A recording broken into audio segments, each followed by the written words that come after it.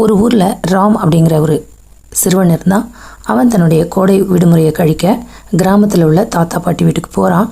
அந்த வீடு ரொம்ப அழகாக இருக்குது. என்ன காரணம் அப்படின்னா, வீட்டை சுற்றி மரங்கள், வீடுக்கு ரொம்ப வீட்டு உள்ளேயும் செடிகள் கொடிகள் இதெல்லாம் நிறைஞ்சிருக்கு.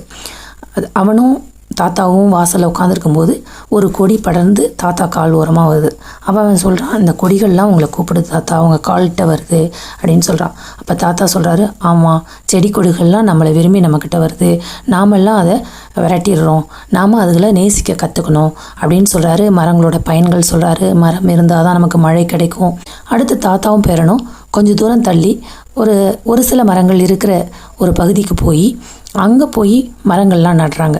தாத்தா நிறைய செடிகள் எடுத்துகிட்டு வந்தார். அதெல்லாம் ரெண்டு பேருமா சேர்ந்து நடுறாங்க. நட்டுட்டு, அந்த மரங்கள் ஏன் தாத்தா, நம்ம வீட்டை சுற்றி தான் மரங்கள் வச்சுருக்கோமே, அங்கே போய் ஏன் மரங்கள் நடணும் அப்படின்னு சொல்கிறான். அதுக்கு தாத்தா இல்லை, இந்த மரங்கள்லாம் நமக்கு ரொம்ப ரொம்ப முக்கியம். இப்போதைக்கு நமக்கு இது பயன் தராது. இன்னும் ஒரு 10 வருஷம் 15 வருஷம் கழித்து நம்மளுடைய அடுத்த தலைமுறைக்கு இந்த மரங்கள் ஆக்சிஜன் கொடுக்கும். முன்னாடியை விட இப்போ நிறைய மரங்கள் குறைஞ்சிருச்சு. அதற்காக யாருமே மரம் நடுறது கிடையாது. ஒரு நாள் இந்த மரங்கள்லாம் கோபம் மனிதர்களை நோக்கி நடந்து வரப்போகுது அப்படின்னு சொல்கிறாரு.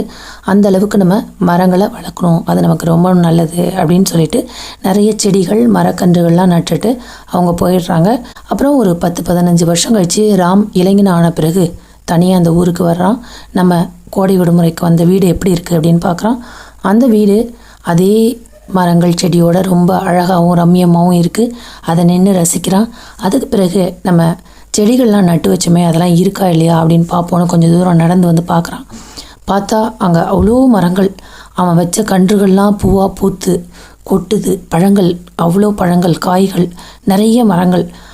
அவனும் தாத்தாவும் நட்டு வைத்த மரங்களும் செடிகளும் அவனை வரவேற்குது. அப்படியே அந்த கிளைகள்லாம் பரப்பி அந்த மரங்கள் இருக்கிறத பார்த்து இவனை பார்த்து அப்படியே அசைக்குது. அப்போது அந்த மரங்கள் இவனை நோக்கி கூப்பிடுறதா இவன் உணர்றான். அப்போ தாத்தா சொன்னதெல்லாம் ஞாபகத்து வருது.